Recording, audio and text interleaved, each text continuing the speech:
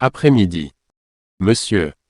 Ainsi que le peuple merveilleux de cette ville et du pays d'Afrique du Sud, je suis reconnaissant pour l'opportunité de participer à ce symposium sur le point de vue de l'islam et du christianisme concernant la crucifixion et la résurrection.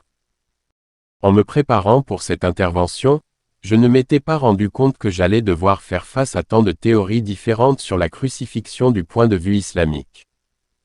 J'ai découvert que la majorité des musulmans à travers le monde adhèrent à ce que l'on appelle la théorie de la substitution. Dans la sourate 4, ils croient, comme le présente le Coran, qu'une autre personne a été placée à la place du Christ sur la croix. Et que Jésus a été enlevé et élevé au ciel. En d'autres termes, ce n'était pas Jésus qui a été crucifié. Cependant, lorsque j'ai commencé à chercher l'identité de ce substitut, j'ai découvert une grande diversité d'opinions parmi les auteurs musulmans.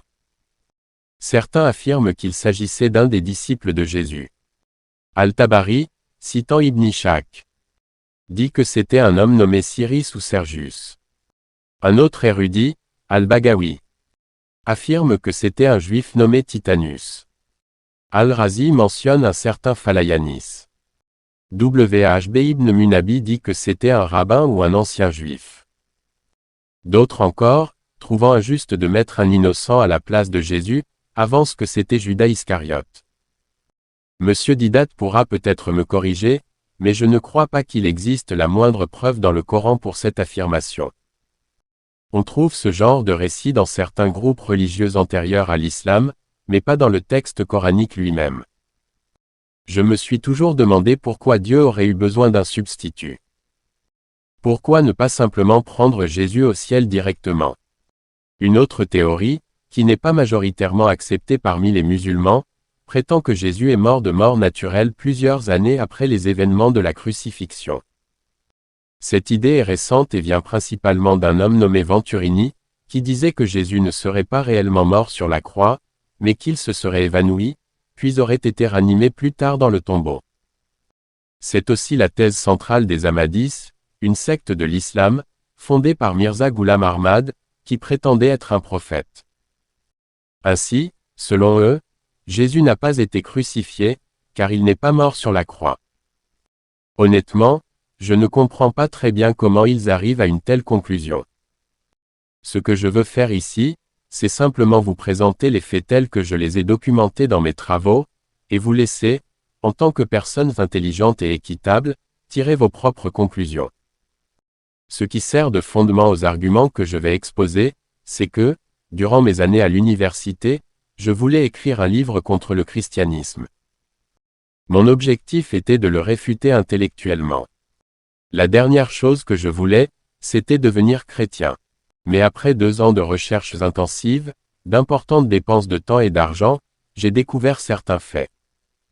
Non seulement des faits contenus dans la parole de Dieu, la Sainte Bible, mais aussi des faits historiquement documentés. Voici ce que j'ai découvert en tentant de réfuter le christianisme, et que je n'ai pas pu contredire. D'abord, j'ai découvert que Jésus n'avait pas peur de mourir. Il n'était pas réticent à l'idée de mourir. En réalité, il avait prédit sa propre mort et sa résurrection. Il a dit: « Voici que nous montons à Jérusalem. » Et il a dit à ses disciples: « Le Fils de l'homme sera livré, ils le condamneront à mort, ils le livreront aux païens pour qu'ils se moquent de lui, le flagellent et le crucifient, mais le 3e jour, il ressuscitera. » Ailleurs, il commence à leur enseigner qu'il doit souffrir beaucoup de choses, être rejeté par les anciens, les chefs des prêtres et les scribes, puis être tué, et après 3 jours, ressuscité. Dans Matthieu 17, Jésus dit: « Le Fils de l'homme va être livré entre les mains des hommes. Ils le tueront, et il ressuscitera le 3e jour. » Ensuite, j'ai compris que Jésus était volontaire pour mourir. Dans Matthieu 26, il dit: « Mon Père, s'il est possible, que cette coupe s'éloigne de moi. » Mais ce que beaucoup oublient, c'est la suite: « Toutefois, non pas ce que je veux, mais ce que toi tu veux. » Jésus ne s'est pas caché. Dans Jean 18, il est écrit qu'il se rendit à l'endroit où il avait l'habitude d'aller, là où les autorités savaient qu'elles pouvaient le trouver. Il ne voulait pas fuir. Il savait ce qui allait se passer. Jean 18, verset 4, dit. Jésus, sachant tout ce qui allait lui arriver, s'avança. Dans Matthieu, il dit, « Ne savez-vous pas que je pourrais appeler 12 légions d'anges pour me défendre ?» Mais il ajoute, « Je veux que ta volonté soit faite, Père. » Dieu a répondu à sa prière en lui permettant d'accomplir la volonté divine. Dans Jean 10, Jésus dit, « Le Père m'aime parce que je donne ma vie. Personne ne me l'ôte, mais je la donne de moi-même. » Il faut se rappeler que Jésus, étant le Fils de Dieu, la parole éternelle faite chair, est venu pour prendre sur lui les péchés du monde. La Sainte Bible dit que Dieu a fait de Jésus un péché pour nous. Imaginez l'agonie spirituelle que la parole éternelle, le Fils, a dû endurer. Troisièmement, j'ai découvert que les Juifs ne sont pas responsables de la crucifixion de Jésus-Christ. J'ai été surpris, Monsieur Didat, de vous voir défendre les Juifs à ce sujet. Il y a eu, au fil de l'histoire, des musulmans et des chrétiens qui ont distordu ce point. Jésus dit dans Matthieu 20, « Nous montons à Jérusalem. Ils me condamneront à mort et me livreront aux païens pour être moqués, fouettés et crucifiés. » Jésus a dit, « Je donne ma vie. » Si quelqu'un devait être tenu pour responsable, ce serait Jésus lui-même. Car il dit, « J'ai le pouvoir de la donner et de la reprendre. » Et en réalité, je pense que vous et moi, Monsieur Didat, sommes tous deux responsables, car la Bible déclare, « Tous ont péché et sont privés de la gloire de Dieu. » Ce sont nos péchés qui ont conduit Jésus-Christ à la croix.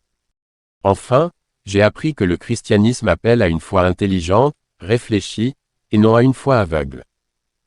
J'ai été étonné en lisant dans un petit livret intitulé Le signe de Jonas par Monsieur Ahmed Didat, que plus d'1 milliard de chrétiens accepteraient aveuglément que Jésus de Nazareth est le Christ. Je suis un peu confus, car plus tôt, Monsieur Didat, vous avez lu le Coran et affirmé que vous acceptiez sans preuve, sans besoin de faits, simplement par croyance. Et maintenant, vous reprochez aux chrétiens d'accepter, avec foi, ce que Dieu a révélé dans la Sainte Bible concernant Jésus-Christ. Vous semblez leur reprocher cette foi. Je suis surpris, car dans le livre des musulmans, le Coran, l'un des titres donnés à Jésus est Al-Masih. Le Messie. Je crois que le Coran fait référence à Jésus comme étant le Christ à 11 reprises. Le traducteur musulman du Coran en anglais, Youssouf Ali, traduit le terme arabe ici par « Christ » en anglais. Alors pourquoi nous accuse-t-on d'aveuglement lorsque nous acceptons Jésus comme le Christ? Dans mon pays, l'un des plus grands juristes de tous les temps. L'homme qui a rendu célèbre la faculté de droit de Harvard. Était le docteur Simon Greenleaf. Il est devenu chrétien en tentant de réfuter les affirmations concernant Jésus-Christ, en particulier sa résurrection. Mais après une enquête rigoureuse, il a conclu que la résurrection de Jésus-Christ est l'un des événements les mieux établis de l'histoire, sur la base des principes de preuve légale acceptés dans les tribunaux. C.S. Lewis, le génie littéraire de notre époque et ancien professeur de littérature médiévale et de la Renaissance à l'université d'Oxford, a également tenté de réfuter le christianisme. Mais il n'y est pas parvenu. Il a dit: « J'étais l'un des convertis les plus réticents, mais j'ai été conduit à Jésus-Christ par ma raison. » Un autre exemple est Lord Caldecott, président de la Cour suprême d'Angleterre, qui a occupé les plus hautes fonctions du système judiciaire britannique.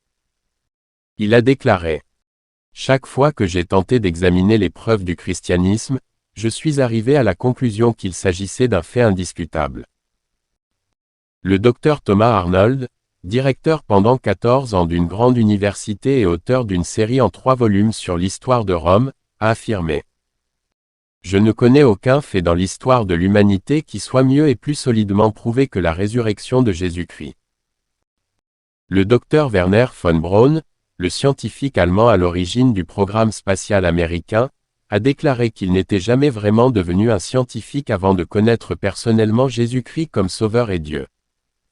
Le 5e fait que j'ai découvert, c'est la précision historique de la Bible chrétienne. Le Nouveau Testament se distingue par sa fiabilité, sa fidélité et sa transmission ininterrompue au fil des siècles, notamment à travers les manuscrits anciens. Un manuscrit est une copie manuscrite, non imprimée. Le Nouveau Testament possède plus de 24 000 manuscrits connus. Le deuxième ouvrage le mieux attesté historiquement est l'Iliade d'Homère, avec seulement 643 manuscrits. Sir Frederick Kenyon, ancien conservateur du British Museum, a déclaré: le dernier fondement de tout doute selon lequel les Écritures nous sont parvenues telles qu'elles furent écrites a été levé. L'authenticité et l'intégrité générale des livres du Nouveau Testament peuvent désormais être considérées comme définitivement établies. Certains affirment que puisque les auteurs des évangiles, Matthieu, Marc, Luc et Jean, n'ont pas signé leurs écrits, on ne peut pas savoir qui les a rédigés. Mais dans leur contexte historique, la signature n'était pas nécessaire. Ces évangiles étaient largement reconnus, leurs auteurs connus de tous, et leur but était de mettre Jésus au centre, pas eux-mêmes. Ces auteurs ont aussi traversé les épreuves apostoliques du 1er siècle, confirmant leur exactitude, authenticité et fiabilité. D'autres, avec peu de recherche, prétendent que les récits de Matthieu, Marc, Luc et Jean sont des témoignages indirects, car leurs auteurs n'auraient pas été témoins oculaires de la crucifixion ou de la résurrection. Ils citent souvent Marc 14, 50. Alors tous l'abandonnèrent et prirent la fuite. Et concluent que tout ce qui suit serait de seconde main. Mais il suffit de lire les versets suivants. Dans Marc 14, 54, il est dit: Pierre le suivit de loin jusqu'à l'intérieur du palais du grand prêtre, et il s'assit avec les gardes pour se chauffer près du feu. Plus loin, Marc 14, 66 à 68 montre que Pierre est encore là. Ce sont des détails de témoins oculaires. Jean 18, 15 ajoute: Simon-Pierre suivait Jésus, ainsi qu'un autre disciple. Ce disciple était connu du grand prêtre et entra avec Jésus dans la cour. Et Jean 19, 26 précise: Jésus, voyant sa mère et le disciple qu'il aimait se tenant là, dit à sa mère: Femme, voici ton fils. Ils étaient là. Ils ont vu. En droit, il existe la règle du document ancien. Le docteur John Warwick Montgomery, avocat et doyen de la Simon Greenleaf School of Law, a expliqué que l'application de cette règle au Nouveau Testament, en particulier aux évangiles, combinée à une critique textuelle sérieuse, suffirait à établir leur validité dans n'importe quel tribunal. Certains des témoignages oculaires les plus puissants ne se trouvent même pas dans les évangiles mais dans 1 Corinthiens 15, écrit par l'apôtre Paul vers 55 à 56 après. J.C. Aucun érudit sérieux ne conteste son authenticité. Paul déclare que la tradition qui lui a été transmise affirme que plus de 500 témoins oculaires ont vu Jésus ressuscité. Si chacun témoignait pendant 6 minutes, cela représenterait 50 heures de témoignage. Mais Paul va plus loin. La plupart d'entre eux sont encore vivants. Il dit en substance: Si vous ne me croyez pas, allez leur demander. Ce témoignage a été livré en présence de témoins hostiles, capables de contredire tout mensonge. C'est ce qu'on appelle le contre-interrogatoire, un principe fondamental en droit. Il existe aussi des sources extra-bibliques. Polycarpe, disciple de l'apôtre Jean, a écrit: Le fondement sur lequel reposent ces évangiles est si solide que même les hérétiques ne purent le renverser. Ils furent obligés de partir des paroles et actes de Jésus pour construire leur hérésie, car ils ne pouvaient pas nier ce qu'il avait dit ou fait. De nombreux chercheurs concluent avec une grande confiance dans l'écriture chrétienne.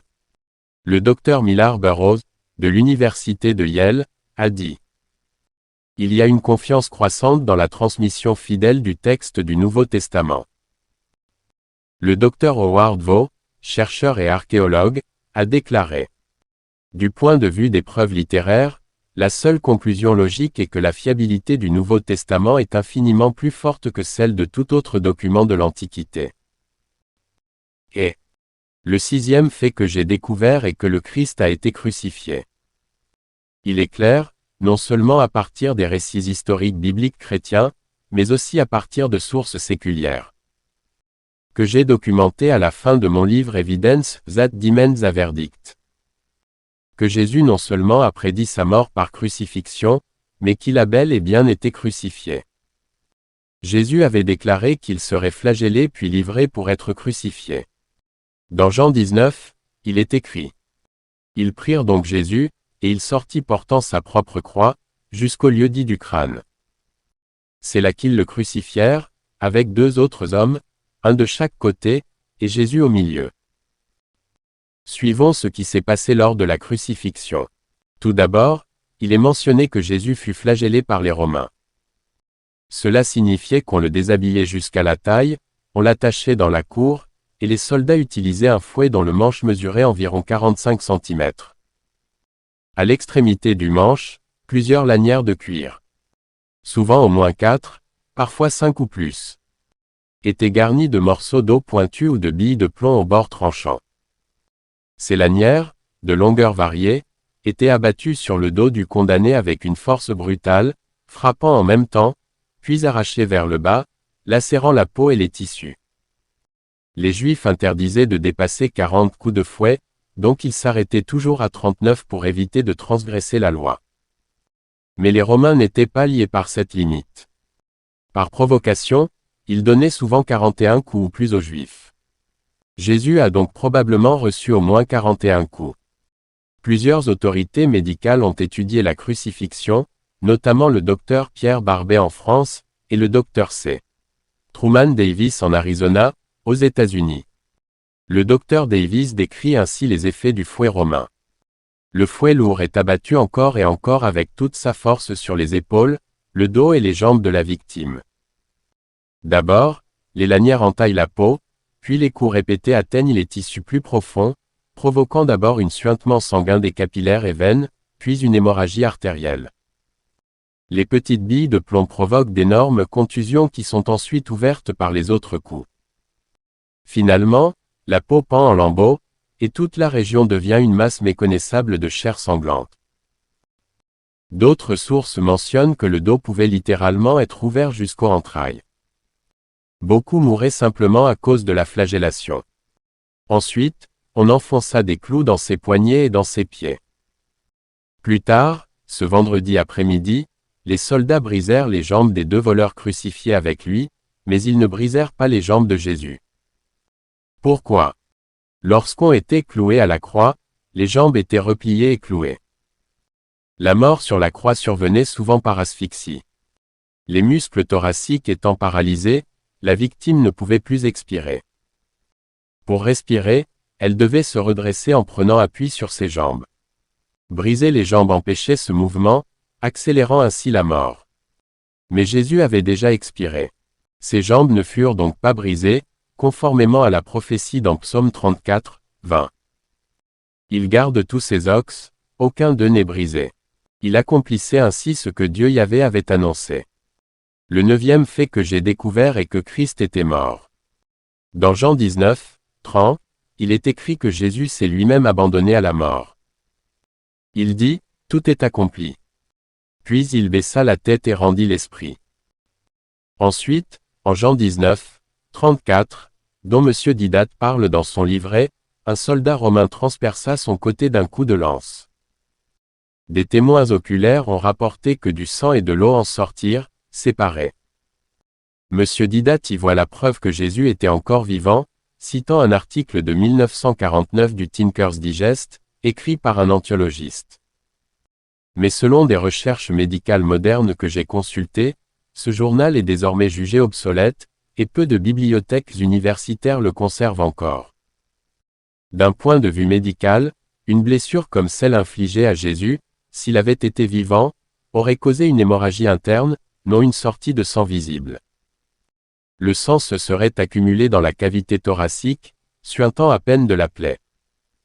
Que la lance forme un canal parfait permettant à du sérum et du sang de couler à l'extérieur est pratiquement impossible. Les dégâts internes massifs subis lors d'une crucifixion, suivis d'un coup de lance dans la région du cœur, auraient provoqué une mort immédiate. Et cela ne tient même pas compte des pratiques funéraires juives. À l'hôpital général du Massachusetts, des études ont montré que lorsqu'une personne meurt d'une rupture du cœur, la quantité de liquide péricardique passe de 20 c à plus de 500 c. Ce liquide, après la mort, se présente comme un mélange de sérum et de sang coagulé. C'est probablement ce que les témoins ont vu. La sépulture juive aurait achevé tout signe de vie. Monsieur Didat, à la page 9 de son livre, évoque le signe de Jonas, et rapporte que Jésus fut préparé selon les coutumes juives. On lui donna un bain mortuaire, puis on le recouvrit de 100 livres d'aloès et de myrrhe, une pâte de consistance cimentaire. Imaginez. Après avoir eu le dos lacéré, les membres cloués, le flanc percé, puis être descendu de la croix et enseveli dans une telle quantité de résine parfumée. Survivre à tout cela nécessiterait un miracle encore plus grand que la résurrection elle-même. Même Pilate fut surpris d'apprendre que Jésus était déjà mort. Il fit venir le centurion pour confirmer le décès. La loi romaine exigeait la présence de 4 exécuteurs officiels pour chaque crucifixion. Tous devaient signer l'acte de décès, garantissant ainsi qu'il n'y ait aucune erreur. La discipline romaine était rigoureuse. Dans Acte 12, lorsque Pierre fut miraculeusement libéré de prison, Hérode fit exécuter les gardes. Dans Acte 16, lorsque Paul et Silas furent délivrés, le geôlier tenta de se suicider, sachant qu'il serait exécuté par les autorités romaines. Ces exécuteurs savaient donc ce qu'ils faisaient. Et ils ont tous confirmé, Jésus était mort. L'historien juif Flavius Joseph raconte qu'en 70 après Jésus-Christ, lors du siège de Jérusalem par Titus, il vit 3 de ses amis crucifiés. Il demanda au commandant de les libérer. Ils furent retirés de la croix immédiatement. Pourtant, 2 sur 3 moururent quand même, malgré leur retrait rapide. Voilà à quel point la crucifixion était cruelle. Même les Juifs savaient que Jésus était mort. Dans Matthieu 27, ils allèrent voir le gouverneur romain et dirent: « Seigneur, nous nous souvenons que cet imposteur a dit, lorsqu'il était encore vivant. Après 3 jours, je ressusciterai. » En d'autres termes, il reconnaissait qu'il était déjà mort, mais voulait éviter toute supercherie. Ils demandèrent donc qu'une garde soit placée pour surveiller le tombeau. Hommes et femmes, les Juifs ont été accusés de beaucoup de choses, mais rarement de stupidité. Ils savaient qu'il était mort. Ensuite, j'ai découvert le fait suivant. Les procédures d'ensevelissement chez les Juifs. Certaines personnes disent qu'ils se sont hâtés à cause du sabbat, et qu'ils ont donc bâclé l'enterrement. Mais ce n'est pas le cas. Je l'ai étudié en détail et j'en ai parlé dans mon livre Le facteur résurrection. La procédure d'ensevelissement était tellement importante qu'on pouvait même l'accomplir pendant le sabbat. Il n'y avait pas à s'inquiéter de l'approche du sabbat, mais il était impératif que le corps ne reste pas suspendu à la croix une fois le sabbat commencé. On pouvait toutefois prendre le temps nécessaire pour l'ensevelissement. Dans ce cas, on disposait environ 45 kg d'aromates autour du corps, mêlés à une substance collante semblable à du ciment. On étendait et redressait le corps, puis on prenait une bande de lin de 30 cm de large et on commençait à envelopper le corps à partir des pieds. Entre chaque couche de tissu, on insérait le mélange d'aromates et de gomme. On enveloppait ainsi jusqu'aux aisselles. On descendait les bras le long du corps. Puis on poursuivait jusqu'au cou. Une pièce de tissu distincte était ensuite placée autour de la tête. Dans cette situation, j'estime que l'ensemble de l'enveloppement pesait entre 53 et 55 kg. Le fait suivant que j'ai découvert est qu'ils ont pris des précautions de sécurité extrêmes au tombeau de Jésus-Christ. Premièrement, il est dit qu'on roula une grande pierre contre l'entrée du tombeau. L'évangile de Marc précise que la pierre était extrêmement grande. Une source historique du 1er siècle mentionne même que 20 hommes n'auraient pas pu déplacer cette pierre. Je pense que c'est une exagération, mais elle souligne bien la taille de la pierre. 2 professeurs d'ingénierie, non chrétiens, après avoir assisté à une de mes conférences, sont allés en Israël. Ils ont calculé que pour fermer une ouverture de 1,30 à 1,50 mètres de haut, comme celle des tombeaux juifs, la pierre devait peser entre 1,5 et 2 tonnes. Monsieur Didat affirme dans ses ouvrages qu'un ou 2 hommes tout au plus ont roulé la pierre contre l'entrée, et qu'un ou deux auraient pu la rouler en sens inverse. Il se base sur le texte disant que Joseph d'Arimathie roula la pierre. Mais, mesdames et messieurs, n'imposez pas à la Bible ou au Coran une interprétation que vous n'accepteriez pas dans la vie de tous les jours. Par exemple, quand je suis venu visiter ce stade l'autre jour, j'ai demandé à l'un de ceux qui m'accompagnaient. Comme toutes ces chaises sont-elles arrivées ici? Il a répondu, c'est Monsieur Didat qui les a apportées. Monsieur Didat, est-ce que vous avez personnellement transporté les 700 chaises une par une? Bien sûr que non. Beaucoup de personnes y ont participé. Et pourtant, je pourrais dire en partant. Monsieur Didat a organisé le symposium. De la même manière, l'histoire dit, Hitler a envahi la France, bien qu'il ait été aidé par beaucoup d'autres. Lorsqu'on examine la configuration des tombeaux juifs, on découvre qu'ils avaient une rigole inclinée sur le côté dans laquelle la pierre reposait. Une cale la maintenait en place. Une fois cette cale retirée, la pierre roulait toute seule vers le bas et se bloquait devant l'entrée. Même ma fille de 7 ans aurait pu la faire rouler, car il suffisait de tirer la cale pour qu'elle se place devant le tombeau. Puis, un poste de garde a été établi. Les Juifs ont demandé aux Romains une garde. Le terme grec utilisé est custodia, qui désigne une unité de sécurité composée de 16 soldats. Chacun d'eux était formé pour défendre une surface de moins d'1 mètre carré. En tout, ces 16 hommes pouvaient défendre 30 mètres carrés contre une troupe entière et la tenir en respect. Chaque soldat portait 4 armes sur lui. C'était une machine de guerre. Il en allait de même pour la police du temple. Un sceau romain fut aussi apposé sur la tombe. Il portait l'insigne de l'autorité impériale romaine.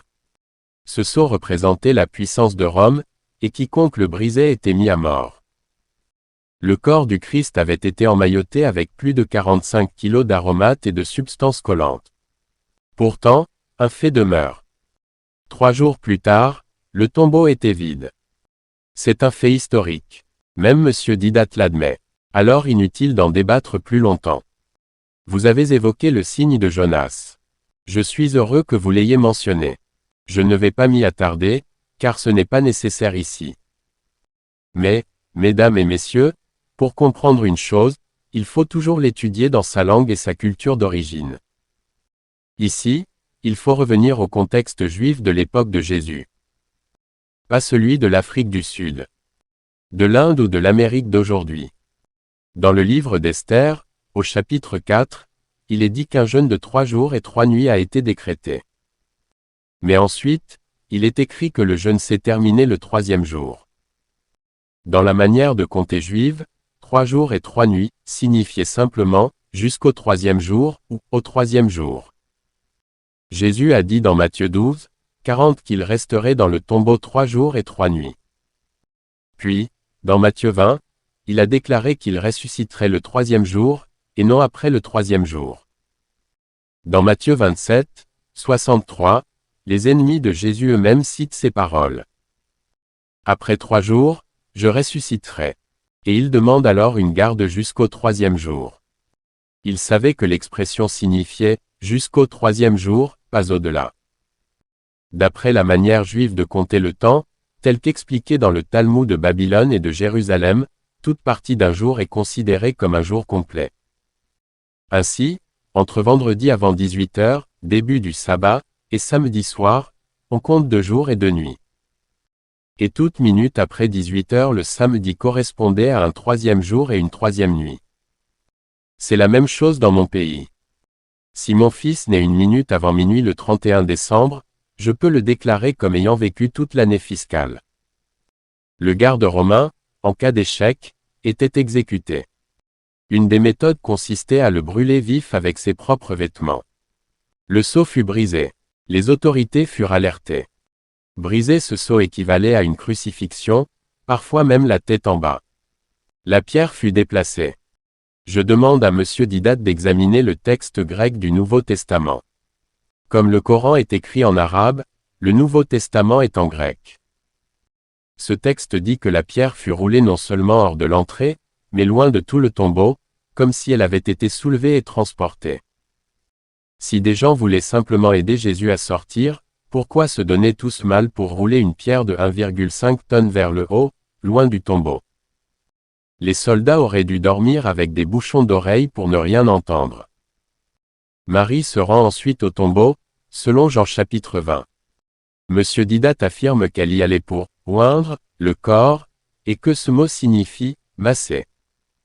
Franchement, si j'avais été crucifié, les mains et les pieds transpercés, le dos lacéré, enveloppé de dizaines de kilos d'épices, je n'aurais pas voulu être massé. Le mot « oindre » signifie aussi « consacrer ». Dans l'Ancien Testament, les prêtres et les rois étaient oints lorsqu'ils entraient en fonction. Quand Jésus dit « Ne me touche pas », Monsieur Didat dit que cela signifie « J'ai mal, ne me touche pas ». Mais lisez la suite, car je ne suis pas encore monté vers le Père. Voilà pourquoi il ne fallait pas le toucher. Plus tard, il dira « Touchez-moi », et certains saisiront ses pieds. Pourquoi ce changement? C'est ici que l'Ancien Testament éclaire la scène. Le souverain sacrificateur juif entrait dans le Saint des Saints avec le sacrifice. Le peuple attendait dehors. Si Dieu rejetait l'offrande, le prêtre mourait. Mais s'il ressortait vivant, le peuple jubilait. Dieu avait accepté leur offrande. Jésus dit « Ne me touche pas, je ne suis pas encore monté vers le Père. » Ensuite, il s'est présenté devant Dieu le Père, puis est revenu. Alors, les autres ont pu le toucher. Cela signifiait que le sacrifice avait été accepté. Le corps de Jésus était spirituel et physique. Monsieur Didat, vous devez d'abord étudier nos Écritures, comme je dois étudier les vôtres. Lisez 1 Corinthiens 15, 44. Il est semé corps naturel, il ressuscite corps spirituel. Ce corps était glorifié, incorruptible. Il pouvait traverser une porte fermée, apparaître subitement, se passer de nourriture. Mais il a choisi de manger, pour prouver qu'il n'était pas un esprit. Si j'avais vu quelqu'un que je savais crucifié apparaître dans une pièce fermée à clé, j'aurais été terrifié, moi aussi. Mesdames et messieurs, Jésus-Christ est ressuscité d'entre les morts. Merci. Merci.